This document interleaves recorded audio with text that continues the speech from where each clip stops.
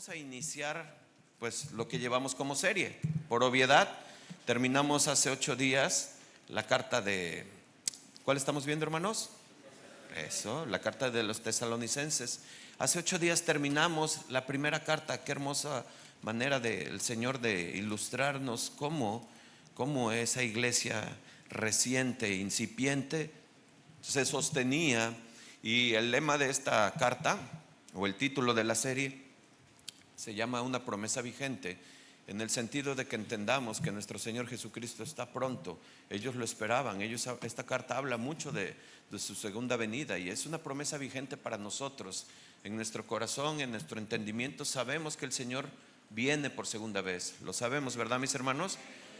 Y vamos a iniciar esta segunda carta en el versículo 1, por favor, si son tan amables, para que hace 8 días nos quedamos ahí en el versículo 28 del capítulo 5. Hoy vamos al versículo 1 en adelante y vamos a leer hasta el versículo 4.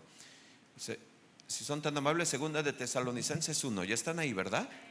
Dice: Pablo, Silvano y Timoteo, a la iglesia de los tesalonicenses en Dios nuestro Padre y en el Señor Jesucristo. Versículo 2: gracia y paz a vosotros, de Dios nuestro Padre y del Señor Jesucristo.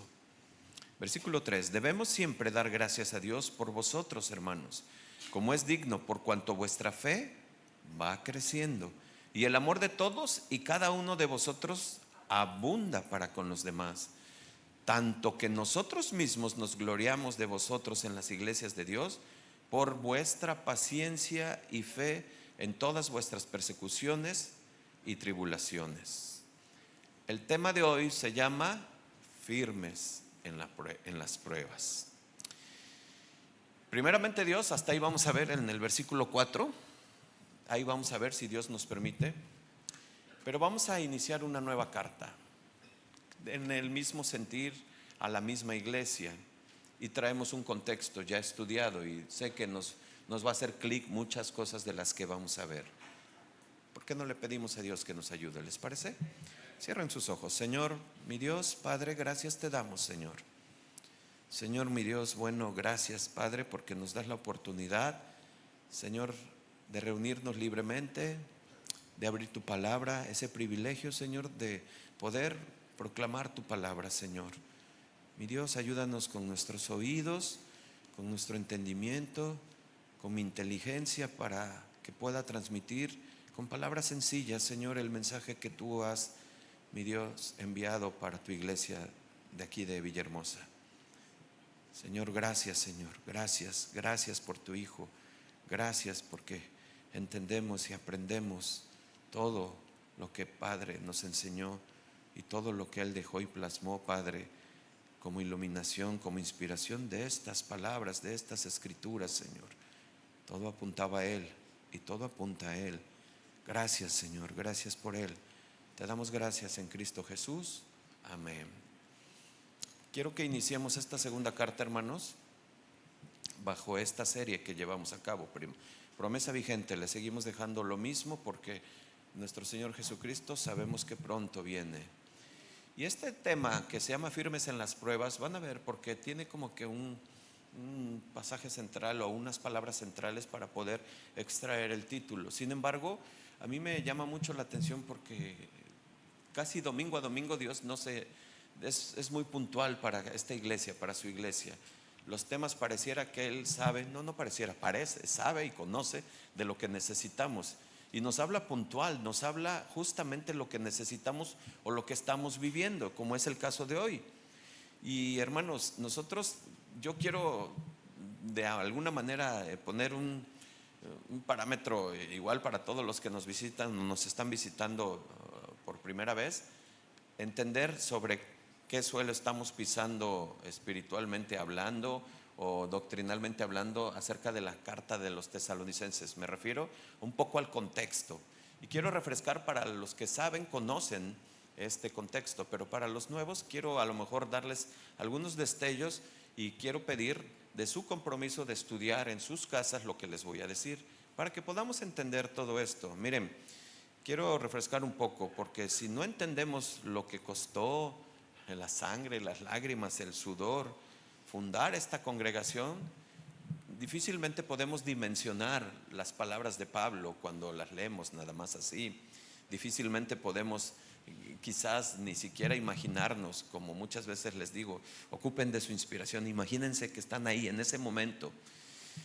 Y el nacimiento de la iglesia de Tesalónica fue una auténtica aventura misionera que tú puedes empezar a ver, y ahí es donde te pido que tú en tu casa vuelvas a leer Hechos 15, Hechos 16, Hechos 17.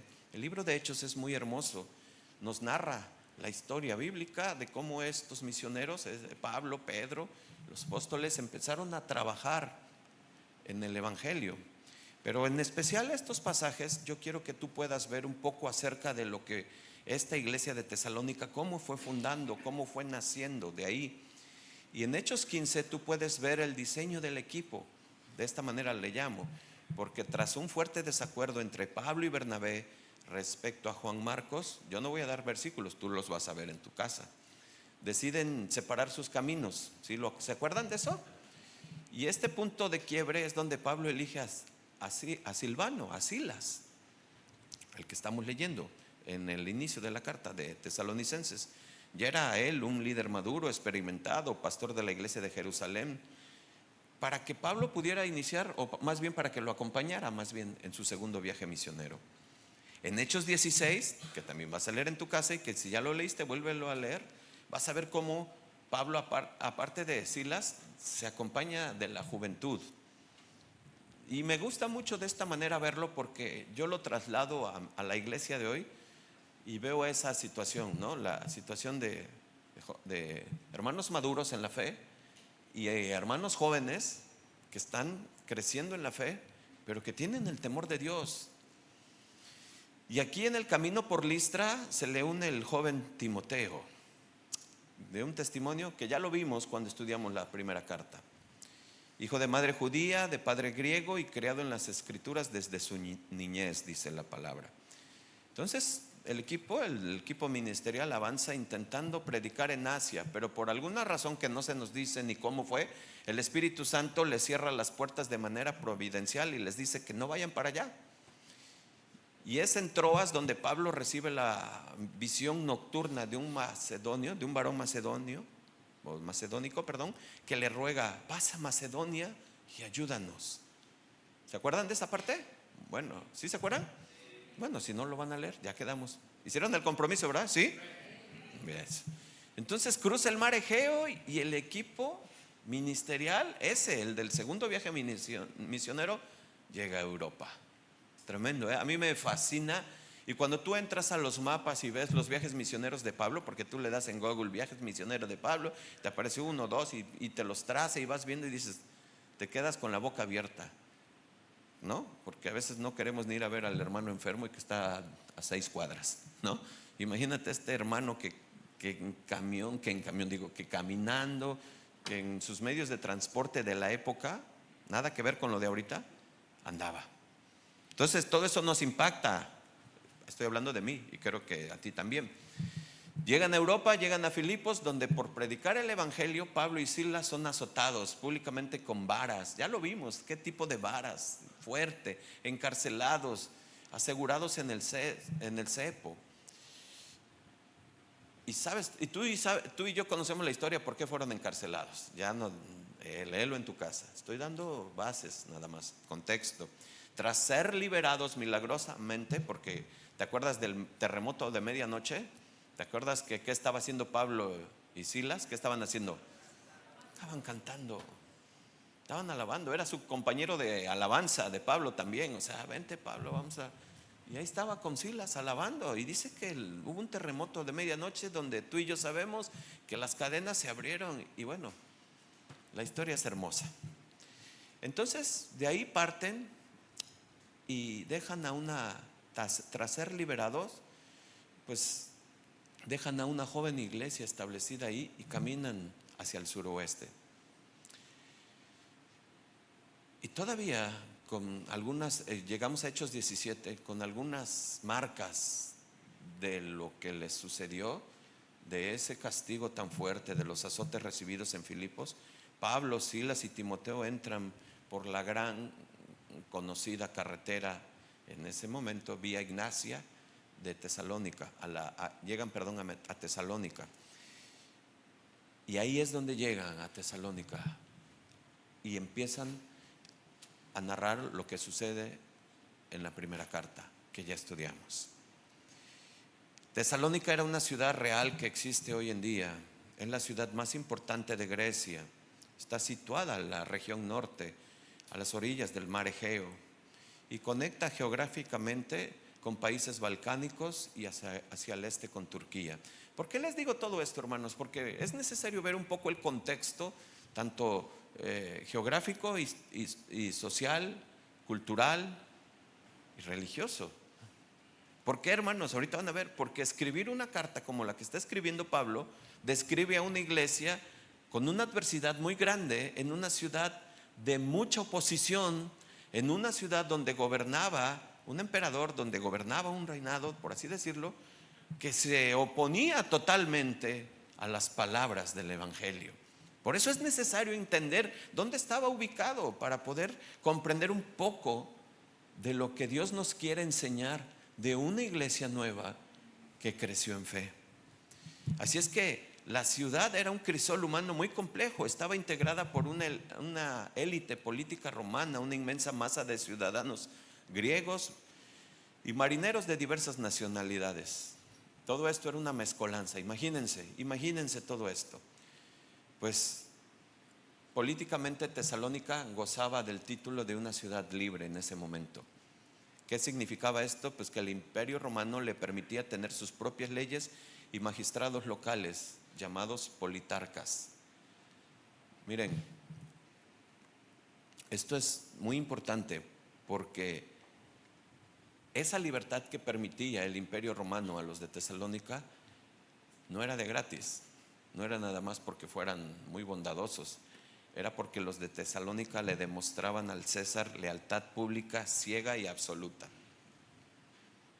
Entonces el César decía: yo los tengo, son adeptos míos. Quiero que entiendas esto porque tú, cuando llega Pablo a anunciar el evangelio, imagínate el choque. Imagínate al anunciar al único rey todopoderoso, al rey de reyes, al verdadero gobernador. Claro que eso contrarrestaba contra la cultura y la política y todo lo que estaba ahí en ese momento. ¿Sí se entiende, iglesia? ¿Sí? Por eso cuando Pablo entra a la sinagoga, y lo hemos visto, 3 semanas solamente comparte con ellos demostrando que Jesús es el Mesías, que resucitó, pues empieza a haber una revuelta, empieza a haber una oposición muy tremenda. Empieza a levantarse algunos judíos, contratan a maleantes de las plazas, arrastran a los creyentes ante los magistrados bajo acusación política, que eso equivalía a la pena de muerte. Y les dice en Hechos 17, versículos 6 y 7, vean cómo los denominan o cómo los señalan. Hechos 17, versículos 6 y 7, véanlo ahí en la pantalla. Pero no hallándose, trajeron a Jasón y algunos hermanos ante las autoridades de la ciudad, gritando. ¿Qué gritaban, hermanos? Estos que trastornan el mundo entero también han ¿qué? Venido acá. ¿Cuántos trastornadores queremos ser? ¿Se entiende? Sí se entiende, ¿verdad? Adorar a Jesús como rey en Tesalónica era considerado como un acto de alta traición al imperio. Era considerado una traición y era muerte. Así es que la persecución fue tan brutal que los hermanos tuvieron que sacar a Pablo y así las escondidas por la noche. Tú y yo lo conocemos. Pablo estuvo ahí apenas unas semanas, muy pocas semanas. Dejó una iglesia de recién nacidos en la fe, pero en una situación de mucho peligro ahí en Grecia, al norte de Grecia. Hasta ahí el contexto, hasta ahí lo que hemos visto, y después de ahí pues tú puedes entender el desarrollo de la primera carta, de lo que hablaba Pablo. De lo que vamos a ver hoy, los estudiosos dicen que no pasó mucho tiempo para que se escribiera la segunda carta. Muchos dicen que entre 4 a 6 meses. Pues no vamos a entrar en controversia, la Biblia no lo dice, pero sí sé que es pronto que escribió Pablo. Y lo que él dice nos muestra muchas cosas que confirma de lo que les dijo Pablo al inicio, pero también hay unas situaciones que nos deja ver por qué es necesario que escriba la segunda carta. Y Pablo ahora, él seguramente recibe el reporte urgente y alarmante que la persecución sobre los tesalonicenses se ha recrudecido. Y para colmo, ¿sabes qué ha sucedido? Falsos maestros se han levantado y han hecho circular cartas falsas falsificando la firma de Pablo o diciendo apócrifo, que es de él. ¿Y qué sucede? Pues le hace creer a la iglesia que el día del Señor ya había llegado. Fíjate, segunda de Tesalonicenses 2:2, por favor. Dice que no os deje mover fácilmente de vuestro modo de pensar, ni se conturben, ni por espíritu, ni por palabra, ni qué, a ver, ni por carta, como si que fuera nuestra. ¿Se dan cuenta? En el sentido de que el día del Señor está cerca. No, o sea, Pablo recibe el reporte. No, es urgente, Pablo. Ya se ha encrudecido, ¿sabes qué? La opresión con ellos. Los tienen al límite. Y no tan solo eso, los están engañando. Les han dicho que tú has escrito que ya el día del Señor ya llegó, y por lo tanto ellos tienen pues aflicción, tienen angustia, porque ¿qué pasó con sus familiares que se murieron? Ya lo vimos. ¿Se acuerdan? ¿Sí se acuerdan? Bueno, entonces por esta razón en esta segunda carta Pablo maneja pues un poco más detalle acerca de los hechos que deben de llegar de la segunda venida de nuestro Señor. No lo hace para alimentar la curiosidad del futuro, sino lo hace porque Pablo sabe que una doctrina sana produce una estabilidad en el creyente. Una doctrina sana tiene un reflejo en tu vida, tiene un reflejo en tu emoción. Él sabe, y por eso es necesario que Pablo abunde más acerca de la segunda venida del Señor. Y él va a revelar el orden de los eventos para devolver esa paz mental. Con eso iniciamos la carta. Amén. Vamos a iniciar. Versículo 1 y 2, por favor. Cuando estén ahí me dicen. Dice: Pablo y Silvanos y Timoteo a la iglesia ¿de qué? De los tesalonicenses en Dios nuestro Padre y en el Señor Jesucristo. Gracia y paz a vosotros, de Dios nuestro Padre y del Señor Jesucristo. Miren, es necesario, casi siempre que estamos estudiando las cartas y casi siempre que estamos estudiando de esta manera, de verso a verso, nos da mucha entendimiento Dios de lo que Él nos deja ver. La manera en que Pablo escribe pues es una manera muy conocida. En algunas cartas lo hace de esa misma manera, es muy particular. Él se inicia identificándose a sí mismo, pero en este momento lo hace presentando a su equipo de trabajo. En algunas cartas él lo hace de manera personal. Fíjate cómo lo dice en 1 de Corintios 1:1. Él incluye a Sóstenes, dice en 1 de Corintios 1:1, incluye a Sóstenes, Pablo, llamado a ser apóstol de Jesucristo por la voluntad de Dios, y al hermano Sóstenes. En Filipenses 1:1, perdón, él incluye a Timoteo, y es lo mismo que está haciendo aquí. En segunda de Tesalonicenses, versículo 1, se presenta junto a Silvano. ¿Quién era Silvano? Pues es Silas. Es como que el nombre como tal, por ejemplo, si tú dices Antonio, ¿y cómo le dices como de cariño? Guadalupe. Entonces, Silvano, Silas. O sea, él está ocupando a Silvano y le está diciendo, y Timoteo. Y qué hermoso es esto, hermanos, porque mira, fíjate cómo Dios bendice al equipo ministerial. Nos da mucho entendimiento que Dios, pues cuando Él quiere, de la manera en que en su soberanía Él pone, Él acompaña según la necesidad que hay. Su palabra dice que es mejor dos que uno solo, en Eclesiastés. Y sabes, Eclesiastés 4, pero te digo algo, creo que eso es bien importante entenderlo hoy en estos días. Lo quiero aterrizar de esta manera, con toda sinceridad y transparencia. Hoy en estos días muchos se levantan solos y abren iglesias solos. tenemos que entender uno de los principios importantes de esto. Debe de ser enviado, debe de tener un respaldo, y no tan solo por ese orden, por el cuidado de la iglesia y el cuidado de los propios que lo hacen. ¿Se entiende, verdad, hermanos?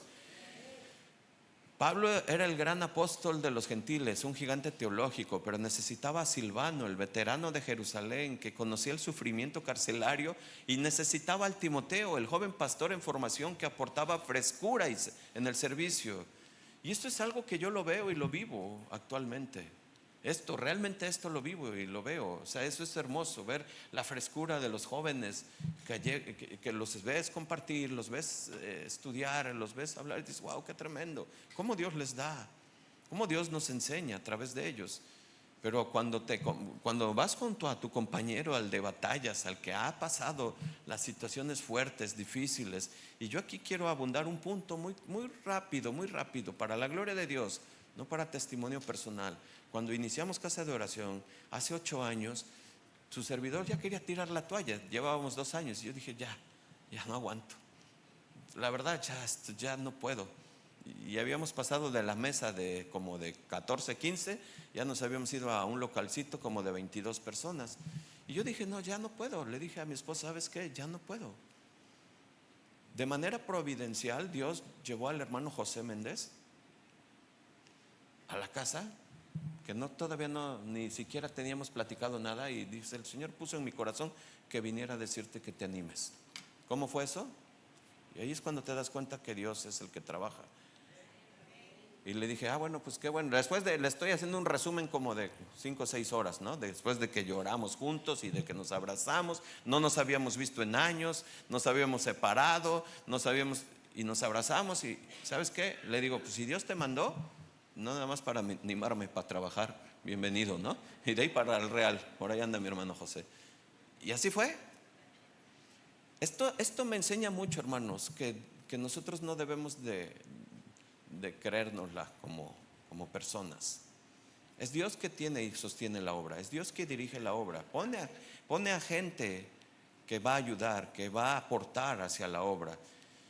Y quiero que veamos otra cosa de este versículo. Dice que Pablo dirige la carta a la iglesia de los tesalonicenses, y algo muy específico, yo le llamo el código postal de Pablo, espiritual y terrenal. Dice, a la iglesia de los tesalonicenses, en Dios, nuestro Padre y el Señor Jesucristo. Es verdad, y estamos ya con esto que acabamos de ver el contexto, sabemos que Tesalónica, ¿dónde se encontraba? Ahí está el código postal terrenal. Sabemos geográficamente dónde está, pero luego espiritualmente, y por eso les digo, permítanme decirlo así, el código postal espiritual les dice a la iglesia tesalónica, en Dios.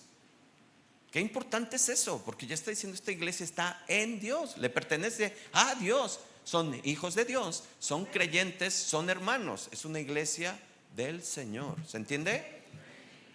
Así es que esto es maravilloso que lo podamos ver de esa manera. Pero no termina ahí. Este primer punto que estoy desarrollando incluye estos versículos 1 y 2. Hay un saludo que tiene un propósito, si lo queremos ver de esta manera. ¿Por qué, hermanos? Porque dice después en el versículo 2 de esta misma carta que estamos viendo, gracia y paz a vosotros. ¿Qué es lo que está haciendo Pablo? Fíjense cómo hace una unidad de un saludo y cómo promueve un propósito hacia la situación que estaba viviendo la iglesia. Imagínate, porque tú y yo estamos aquí bien gozosos, sin ningún problema, sin ninguna angustia de que alguien entre y nos diga, ¿a quién profesas? No, pues Jesús, pum, muerto. No, ellos sí corrían riesgo de profesar su fe, de creer en el Señor. Entonces, cuando los reunían para leerles la carta de Pablo, ¿te imaginas cuando Pablo les dice, léanlo en voz alta y les digan gracia y paz? Y es un saludo que incluye la mayoría de las nacionalidades, por así decirlo, del pueblo de que estaba ahí. Uno era griego y el otro judío. Gracia, uno de los saludos que pertenecía a los ciudadanos griegos, que era muy usual escucharlos. Gracia, es decir, felicidad. Charis, que venía de ahí. Y luego Pablo dice, shalom, paz, un saludo usual de los judíos. Entonces lo que está haciendo es unirlos y decirles gracia y paz, pero está hablando con una profundidad más grande, diciéndoles: necesitamos de la gracia del Señor, la gracia sea derramada y la paz de Dios esté sobre ustedes, a pesar de lo que están viviendo. Pablo viene y establece primero en el corazón de los oyentes una estabilidad, una tranquilidad, gracia y paz. Vean qué hermoso es ver esto, porque muchas veces leemos y nos pasamos así de rápido sin darnos cuenta que el propósito de Dios desde ahí ya está instruyendo, desde ahí ya está dejando algo para la iglesia, gracia y paz. Ahora les pregunto, como iglesia de este siglo, ¿creen que no necesitamos la gracia y la paz del Señor? Todos los días, y una nos lleva a la otra, la gracia y la paz, porque si no, hermanos, ¿cómo estuviéramos? De verdad, porque yo sé, muchas veces los problemas nos ahogamos. Esta carta, esta enseñanza lleva ese sentido y ese propósito de venir a darnos esa gracia y esa paz por las diferentes pruebas que estamos atravesando. Ahorita vamos a ver, pero esa paz que Pablo pronuncia como saludo es una necesidad urgente en la iglesia de este siglo. Necesitamos una paz emocional, una paz mental. Eso solamente nos va a dar la gracia del Señor, entender su soberanía, nos va a lograr comprender que cuando tenemos esas dos cosas, la gracia y la paz, pues ¿sabes qué, Señor? Pues en tus manos deposito todo lo demás, Señor. Tú tienes la soberanía y como decíamos en la oración de la mañana, tu palabra dice que todo obra para bien, para el que te ama. Amén. Así es que Pablo, al unir esos conceptos bajo esta sola estructura gramatical, pues fluye tanto el Padre como el Hijo. ¿Por qué? Porque sabe que la gracia viene derramada del Señor, la paz de nuestro Señor Jesucristo. Hermanos, esto es bien importante identificar, que tú y yo necesitamos hoy, urgente, esa gracia y esa paz. Pero luego pasamos al versículo 3 y a este punto yo le llamé las mieles del Señor. ¿Por qué, hermanos? Porque miren, dice el versículo 3: debemos siempre dar gracias a Dios por vosotros, hermanos, como es digno, por cuanto vuestra fe, ¿qué dice? Va creciendo, y el amor de todos y cada uno de vosotros, ¿qué? Abunda para los demás. Miren, ¿por qué les llamo las mieles del Señor? Porque lo estoy viviendo en esta semana. Para mí fue impactante escribir y meditar en esto de lo que teníamos que enseñar hoy, porque lo estoy viviendo en carne propia. Pablo está hablando aquí de una manera que él se siente orgulloso, lo vamos a ver en el siguiente versículo, por la iglesia, por su amor, por su fe. Y este término de debemos siempre, pues denota una expresión fuerte en el griego. Es como una obligación moral que tiene Pablo ante Dios. Pablo, en pocas palabras, les está diciendo: tengo la obligación espiritual de adorar a Dios por lo que está pasando en sus vidas. Y fíjate, cuando tú lo entiendes de esa manera, te das cuenta cómo la iglesia estaba creciendo en fe y en amor ante la adversidad. Acuérdate que dije, me impactó porque yo lo estoy viviendo en carne propia. Esta semana para nosotros como pastores y como grupo de hermanos que estuvimos y que estamos, pues ha sido un poco fuerte por la situación propia de la iglesia, que nuestras hermanas están en el hospital y era apremiante moverse. Pero hermano, esto es maravilloso ver, y por eso Pablo les dice: tengo la obligación espiritual de adorar a Dios. Él de inmediato centra su adoración y su gratitud a quien hace todo y a quien permite todo. Él pone el querer como el hacer. Y entonces Pablo dice: yo levanto mis ojos al Señor para dar gracias a Dios por lo que está haciendo a través de ustedes. Y hermanos, nosotros tenemos que ver, porque si no entendemos cómo estaba esa situación en Tesalónica tan fuerte, estas palabras son así como lisonjeras, o sea, sin peso. O sea, como que, no, pues Pablo los quería motivar. No, está hablando con un fundamento, con algo que está pasando. Cuando el pastor verdaderamente se mete al Señor analiza la realidad de la iglesia. ¿Sabes qué pasa? Y cuando Dios te deja ver lo que está sucediendo, saboreas las mieles del Señor. Esto es lo que le llamo, porque tú dices, gracias Señor, porque es lo que me deja saborear, ver el amor de entre hermanos, ver la unidad, ver el trabajo, ver la entrega, ver cómo se unen, ver cómo se preocupan, ver cómo se integran a la oración, ven cómo claman, ven cómo lloran, ver cómo se mueven, ven cómo aportan, ver cómo visitan, ver cómo llevan. Hermano, no hay más que levantar los ojos al Señor y decir, gracias por esta iglesia, Señor, gracias.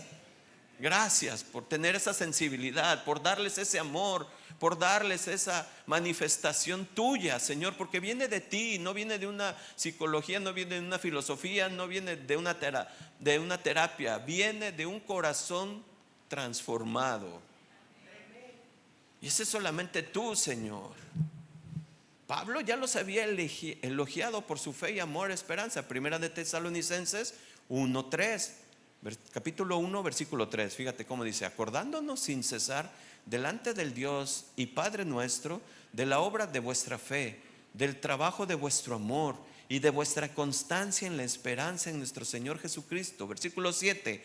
De tal manera que habéis sido ejemplo de todos los de Macedonia y de Acaya que han creído, porque partiendo, versículo 8, de vosotros ha sido divulgada la palabra del Señor, no solo en Macedonia y Acaya, sino que también en todo lugar vuestra fe en Dios se ha extendido, de modo que nosotros no tenemos necesidad de hablar de nada. Versículo 9, porque ellos mismos cuentan de nosotros la manera en que nos recibiste y cómo se convirtieron de los ídolos a Dios para servir al Dios vivo y Dios verdadero.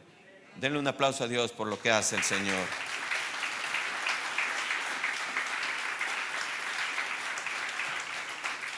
¿Se dan cuenta por qué Pablo tiene la obligación de dar gracias a Dios?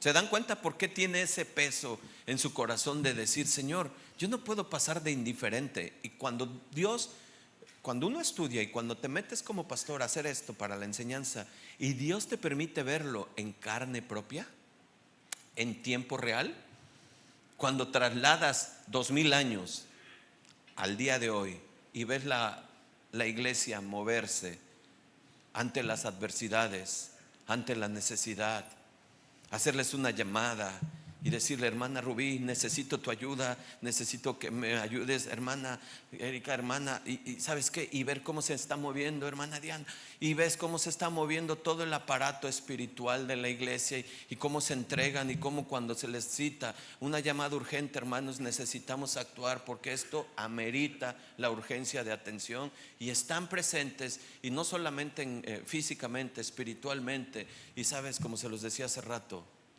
de manera demostrada.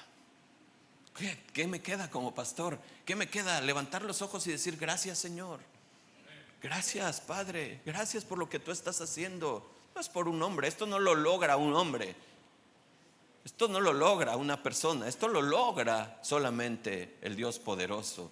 Es el que verdaderamente hace que se entregue, que se sea sensible la iglesia, que se mueva en amor, sin ninguna intención,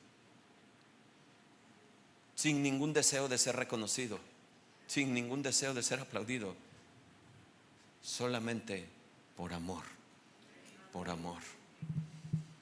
Por eso dice Pablo, debemos de dar gracias. Pablo identifica dos evidencias que la iglesia está madurando espiritualmente bajo esa presión de la prueba. Una, dice en el versículo 3 segunda de Tesalonicenses, por cuanto vuestra fe va creciendo. Fíjate, esa frase en el original es un término compuesto que significa crecer más allá de toda medida, un crecimiento vigoroso, exponencial, que rompe los límites del contenedor donde está plantado. ¿Sabes qué venía a mi mente? Cuando yo tuve, a mi esposa le gustan mucho las plantitas, ¿no? Y una vez yo llegué pues muy evolucionado con una plantita que es el árbol, ¿saben? De hule. ¿Lo conocen? ¿Sí lo conocen? Yo llegué y dije, mira, te traje esta plantita, está bien bonita la hoja y que no sé qué. Pues me dijo, ay, no inventes, esto crece tremendo, ¿cómo crees? Le digo, no, ¿cómo crees? No, o sea, está precioso. Que voy que se lo siembro. ¿no? Ahí en el patiecito, un pedacitito ahí. No pasaron ni 2 años y ya nos había roto todo el piso, lo levantó. Pues, ese es el crecimiento exponencial de la fe que están demostrando. Eso es lo que quiere decir esa palabra en griego. Es exponencial, no tiene medida, te deja atónito. O sea, no puedo creer que tengan esa fe. ¿Y sabes por qué no lo puede creer? Porque en tan poco tiempo que les había sido compartido el evangelio, ellos la habían abrazado y habían creído. Y sabes, hermano, es maravilloso ver esto. Es hermoso ver cómo la iglesia se entrega a esto, cómo crece en fe. Y es parte del crecimiento de una iglesia, es parte del proceso del crecimiento de una iglesia. Quien lo hace el Señor. Dios permite, hermanos, que las pruebas, ¿sabes?, vengan para aumentar nuestra fe, para fortalecer nuestra fe, no para darnos fe. ¿Qué es lo que genera la fe? ¿Qué es? El oír la palabra. Eso dice el Señor, ¿no? La fe viene. Entonces las pruebas vienen para darnos, para probarnos, para probar nuestra fe, para ver verdaderamente cómo estamos. Yo lo ilustraba de esta manera. Tú, si tienes un carro que tiene bolsas de aire, ¿cuándo se ocupan las bolsas de aire? Cuando se requiere la fe. Hermanos, echa mano de la fe, atiéndelo. ¿Se entiende? Si la prueba que estás pasando hoy supera tus capacidades humanas, alégrate, alégrate, porque está diseñada para expandir tu capacidad de depender de Dios. Ay, pastor, eso lo dices tú porque tú no estás. Vente, echamos una plática.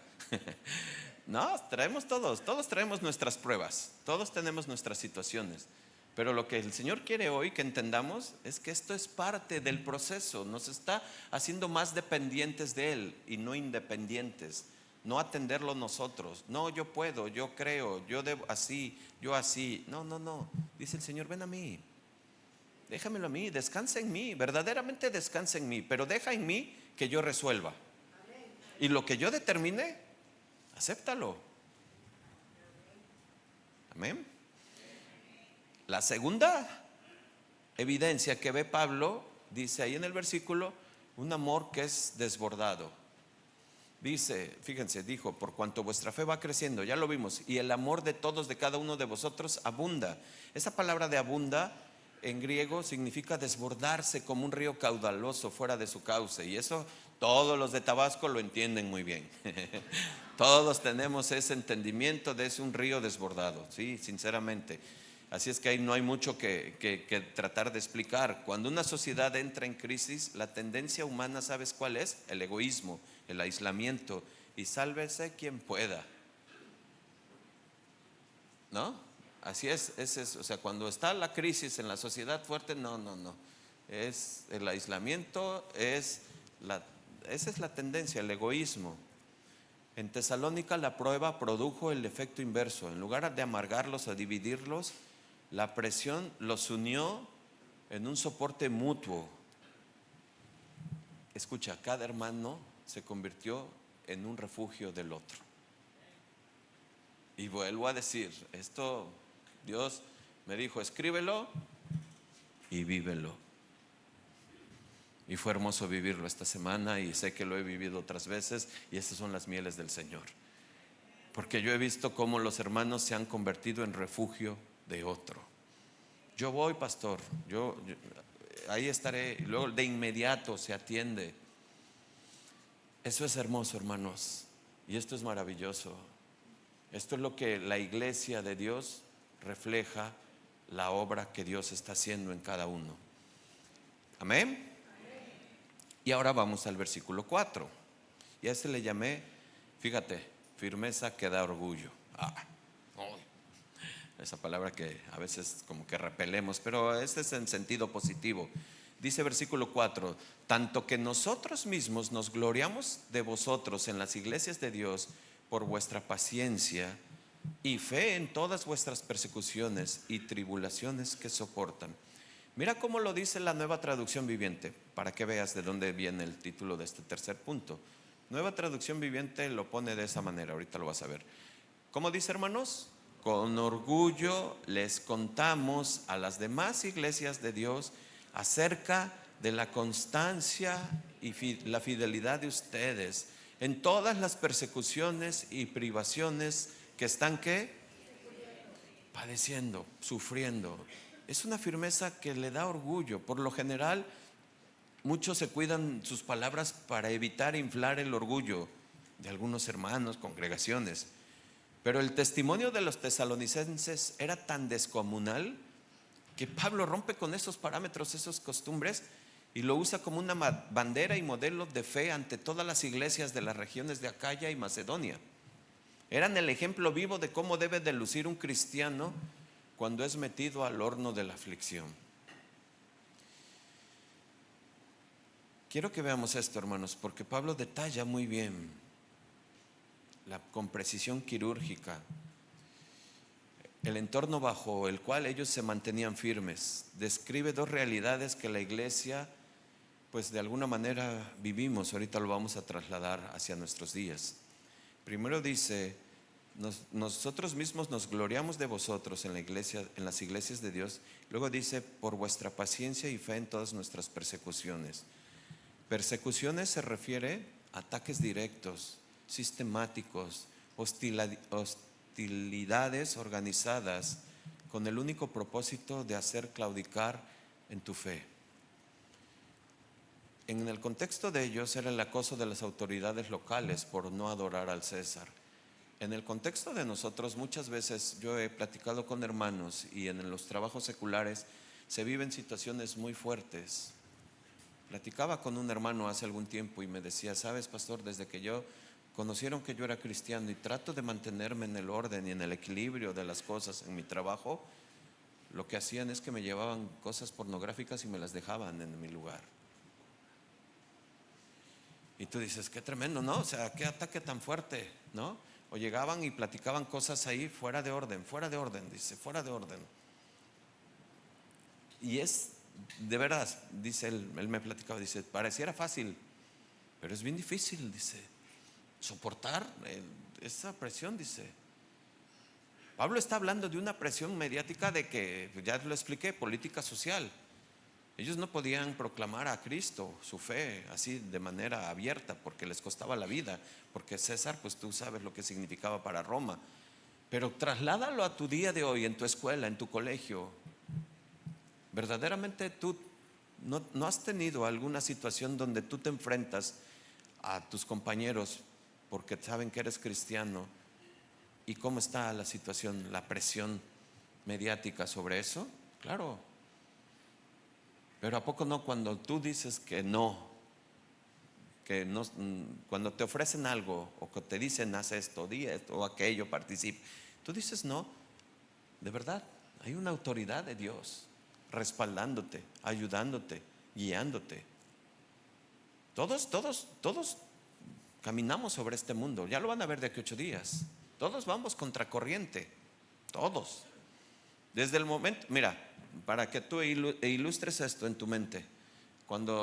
Antes de llegar a Cristo, nosotros caminábamos en la misma dirección del mundo, en las olas del mundo, ¿no? En diversas filosofías, en diversas situaciones, en cosas que nos gustaban, hobbies, en muchas situaciones, y ahí andábamos. Entonces, claro que la ola del mundo iba hacia allá y tú ibas ahí. Y pues no tenías ni oposición, ¿no? Y la mayor oposición que tenías es que a lo mejor porque no eras tan grave como aquel, ¿no? Pero poco a poco te ibas acercando hacia esa gravedad. Sé que lo entiendes. Pero en el momento en que llega la luz del Señor a tu vida y a tu corazón y a tus ojos y te resplandece el entendimiento y te hace ver que necesitas reconciliarte con el Señor, porque sus ojos te ven con ira en ese momento, como lo dice Efesios, como lo dice Romanos, tú llegas y ¿sabes qué haces en automático? Tú vas en camino así, en automático el Señor te hace ir así. Me estoy explicando, ¿verdad? Entonces ya vas contracorriente. Entonces la ola del mundo te va arrastrando y claro que tú estás teniendo fricciones, estás esquivando, te estás agachando, estás tratando, te estás resistiendo, El mayor problema es que muchos vuelven a dar la vuelta para no caer en esa resistencia. sino para ser parte de, aún pensando que pueden ser, con un pie aquí y con un pie allá. ¿Se entiende o no se entiende? ¿Sí se entiende? Hermanos, esto es lo que sucede cuando nosotros padecemos persecuciones de esa manera. Todavía no persecuciones que nos cuesten la vida, todavía no hay como tal. Pero hay cosas que nosotros, por el simple hecho de profesar a Cristo en nuestras vidas, hay algo que ya sucede y hay algo que se opone. Pablo dice, están firmes, están soportando. Nos gloriamos porque ustedes y las iglesias de Dios los conocen, porque vuestra paciencia y fe en todas vuestras persecuciones van hacia adelante, van hacia arriba. Y luego dice tribulaciones. La segunda palabra que Pablo usa es un significado en griego que es presión aplastante. Describe la acción de colocar una roca gigantesca sobre un grano de trigo para triturarlo hasta romper la cáscara. Hermano, es lo que te acabo de describir gráficamente, de manera ilustrada. O sea, hay una presión social mediática muy grande, sobre todo con los jóvenes, pero también nosotros, los adultos. Hay una presión muy fuerte para tratar de romperte, para tratar de aplastarte. Y representa esas temporadas de la vida donde sientes que el dolor, quizás de una enfermedad, el peso de una crisis financiera o la angustia de un conflicto familiar, te asfixian, te quitan el aire y te están ahí oprimiendo. Y hermanos, lo vimos en la mañana y lo sabemos y conocemos, así nos pasa. Hay una opresión por nuestro hijo, por nuestra hija que queremos que regrese. Y está ahí la situación, por la situación financiera que atraviesas muchas veces. Estás ahí fuerte. Ayer oíamos, pues sí, me encantó, pues digo testimonio, pero es la mano de Dios sobre la vida de una joven. Y nos decía que llegó a su mente las palabras de Asaf del Salmo 73. De decir, ¿cómo es que si yo estoy en ti me va así? ¿Cómo es que si yo estoy contigo tengo esta oposición? ¿Cómo es que si yo te declaro, si yo te sirvo, que si yo estoy contigo me va de tal manera? Y ve los que no son tus hijos, están siendo prosperados, están sanos. Eso lo dice el Salmo 73 en Asaf, léanlo en su casa. Hasta que él entiende que la gracia del Señor está con él, hasta que él entiende que es la mano de Dios. Hermanos, de esa manera estas tribulaciones llegan a nuestra vida y sí o sí a veces nos hace dudar. A veces decimos, wow, qué tremendo está esto. Yo ya no aguanto, ya no aguanto, Señor, ya no aguanto, Padre, me urge. Y el Señor está obrando, está haciendo algo en nosotros. Pablo dice que por esas situaciones se gloría de la iglesia de Tesalónica, le da orgullo, como lo vimos en Nueva Traducción Viviente. Hermanos, realmente eso nos impacta a nosotros los pastores cuando tú hablas y conoces la situación de algunos hermanos que están en extrema presión de cualquier índole, y los ves con una tranquilidad y los ves, pero mi fe está en el Señor, pastor, sé que Dios tiene una salida a esto, algo mejor de lo que yo estoy pidiendo. Y tú dices, wow, eso es tremendo. Y esto es lo que Dios quiere dejarnos hoy, hermanos. Esa firmeza en las pruebas por las que pasamos, atravesamos. Ese entendimiento que debemos de lograr en nuestra mente, el corazón, que Dios está obrando en nuestras vidas, que no nos ha abandonado. Que muchas veces nosotros somos los que dimos la vuelta y en lugar de ir en contracorriente vamos en el flujo del mundo. Y pues claro, hay un vacío, hay una ansiedad, hay una crisis nerviosa, hay una necesidad. Pero cuando tú vas contracorriente, el Espíritu Santo está en ti, lo estás alimentando. ¿Sabes qué estás haciendo? Tu fe se está probando, se está poniendo en marcha.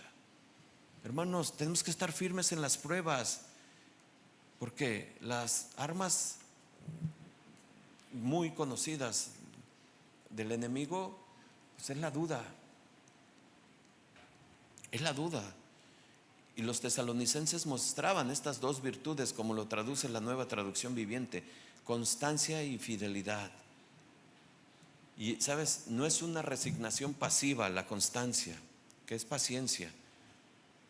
No es una resignación pasiva o quedarse llorando en un rincón esperando que la tormenta pase. Es la capacidad, hermanos, asignada por nuestro Señor, por el Espíritu Santo, a resistir esos embates. Es eso. Hermanos, esto es lo que Dios quiere para nosotros. Sí, nos hace y nos enseña un modelo de iglesia que en poco tiempo entendió, aprendió y aplicó la palabra de Dios, el Evangelio.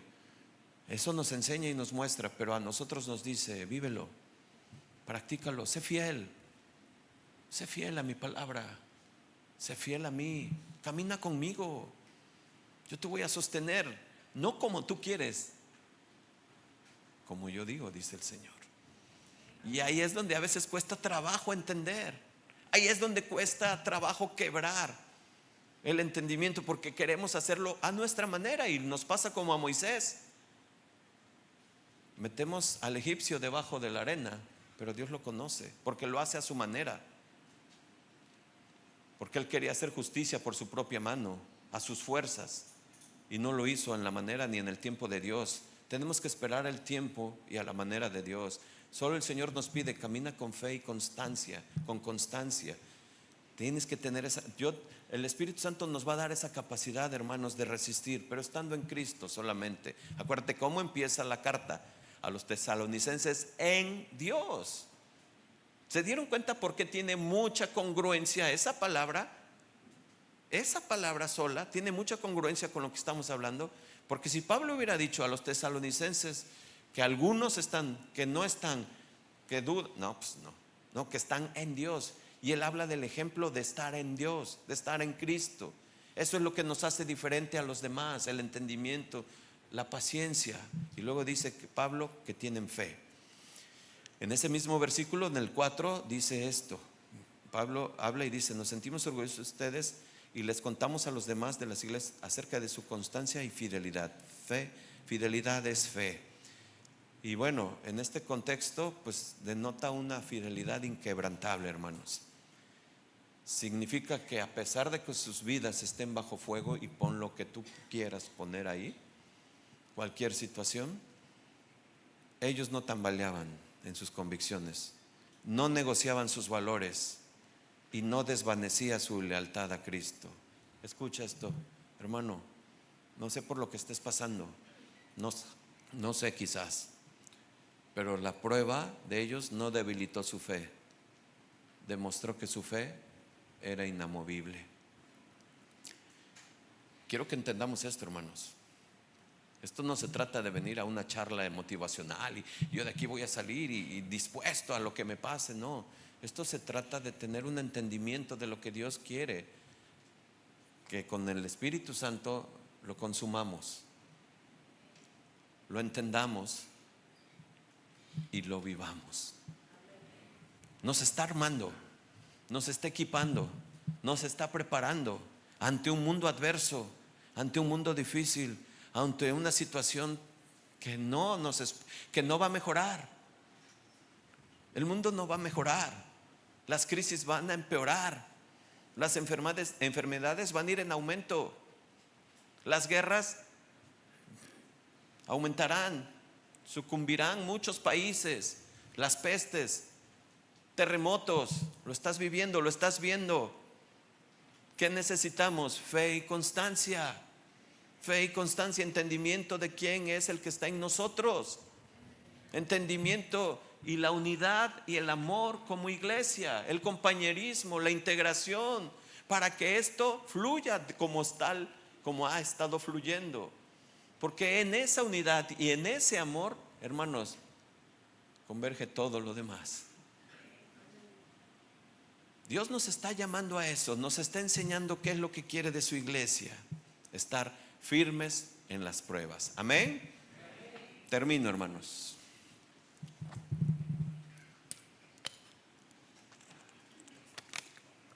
Al cerrar este primer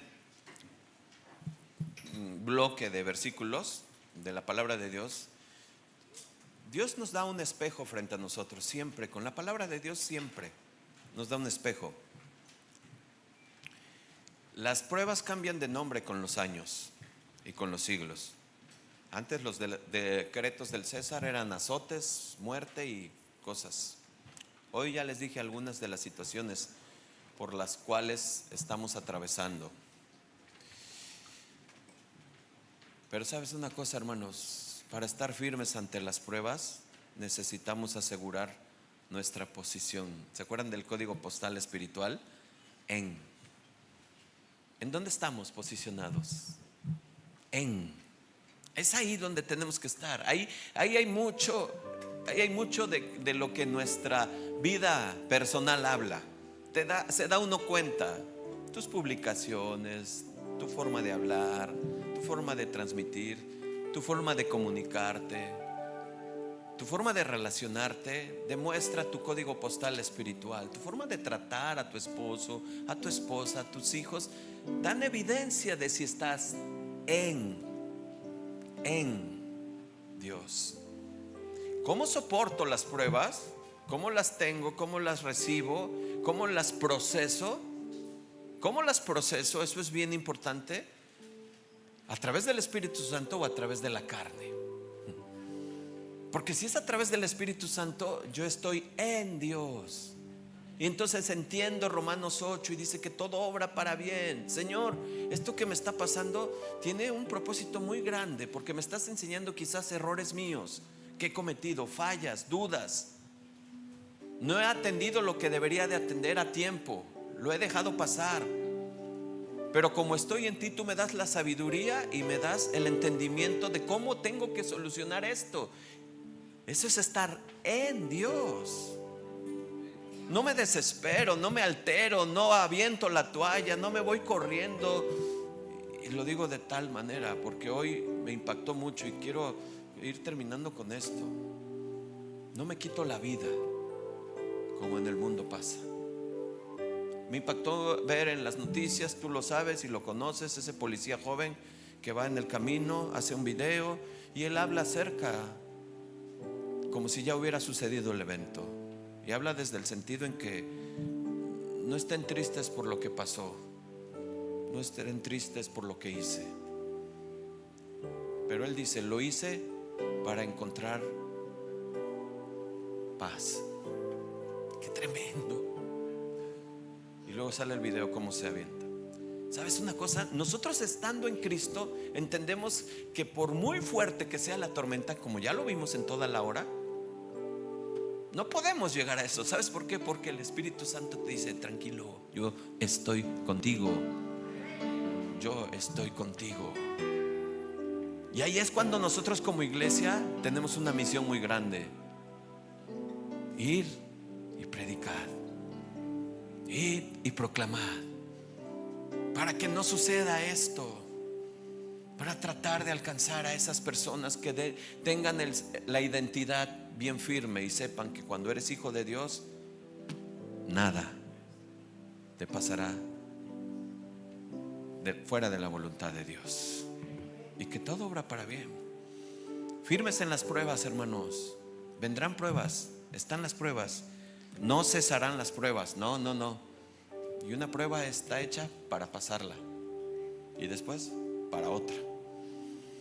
Pero cuando estamos en Dios, cuando estamos en Cristo, esa es la seguridad que tenemos. Amados hermanos, pónganse de pie si son tan amables.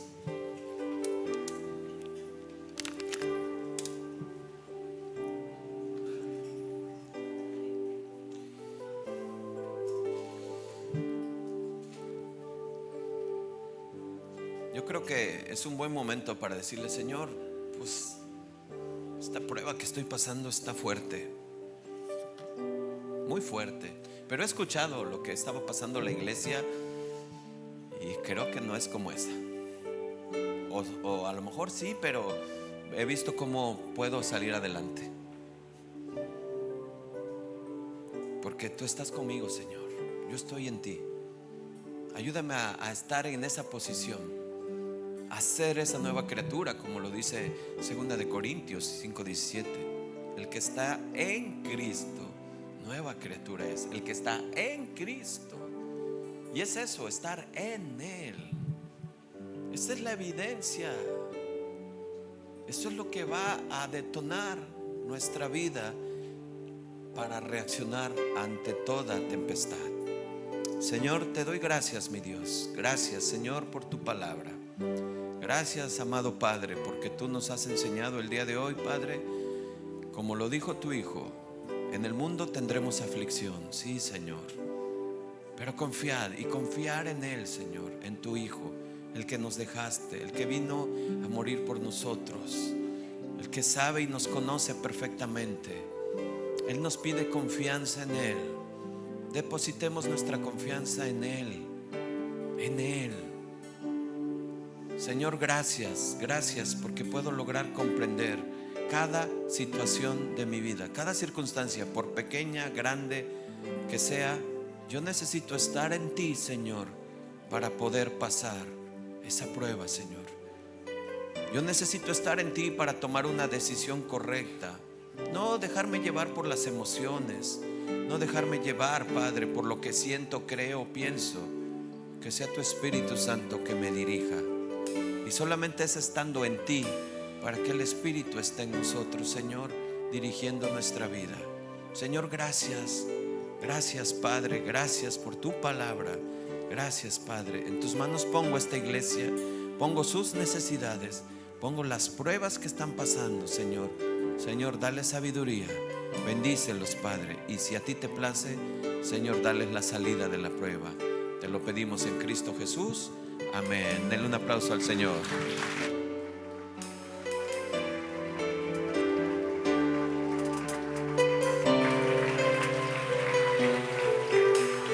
Confiamos en ti, Señor.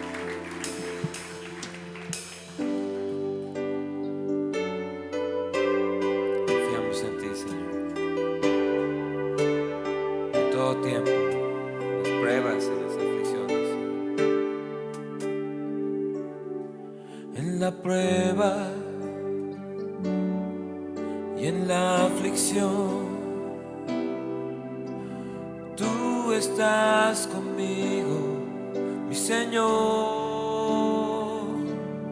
Si hay tormenta o tribulación,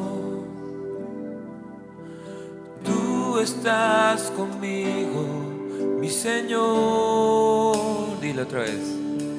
En la prueba y en la aflicción, tú estás conmigo, mi Señor. Si hay tormenta o tribulación, tú estás conmigo, mi Señor. Yo confío en ti, yo confío en ti, creo en tu palabra y tu poder.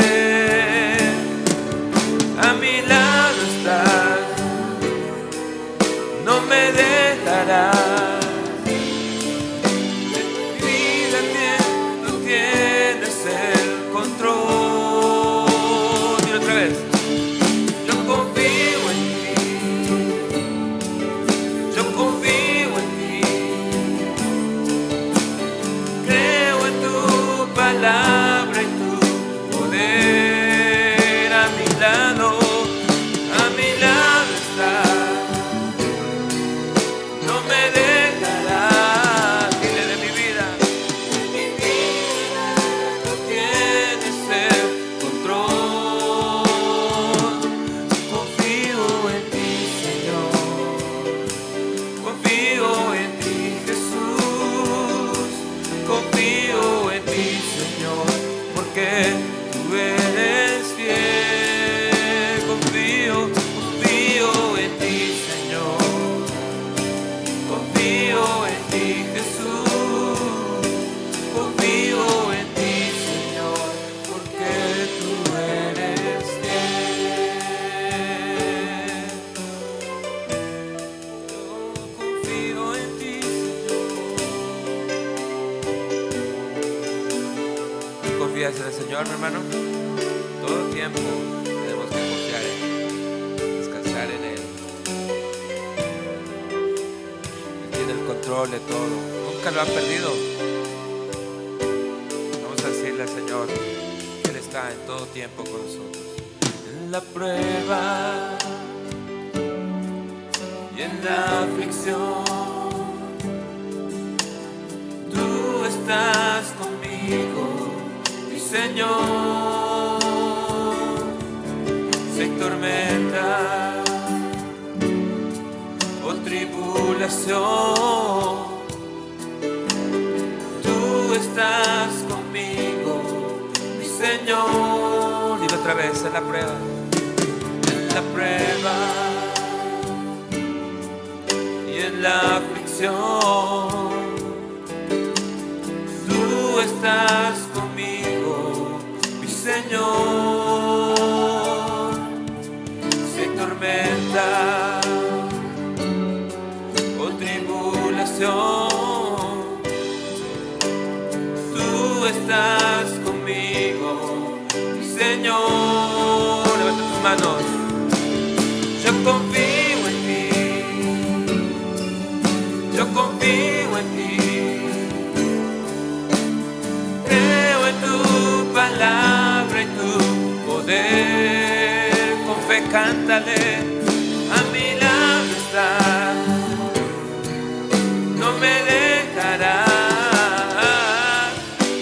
Mi vida tú tienes el control. Yo confío en ti, yo confío en ti, creo en tu palabra y tu poder. A mi lado estás, no me dejarás. En mi vida tú tienes el control. Dile otra vez al Señor con fe. Yo confío en ti, yo confío en ti, creo en tu palabra y tu poder. A mi lado estás, no me dejarás. En mi vida tú tienes el control. Confío en ti, Señor, confío en ti, Jesús, confío en ti, Señor, porque tú eres fiel. Dile, confío en ti, Señor, confío en ti, Jesús, confío en ti, Señor, porque tú eres fiel. Tú eres fiel, por eso confío en ti, Señor. Simplemente por eso confiamos en ti, porque tú eres fiel, Señor. Gracias te damos por tu palabra que nos anima y que nos recuerda que debemos permanecer firmes y fieles en cualquier situación en la que estemos, Señor. Gracias, Padre. Dale fuerte el aplauso al Señor.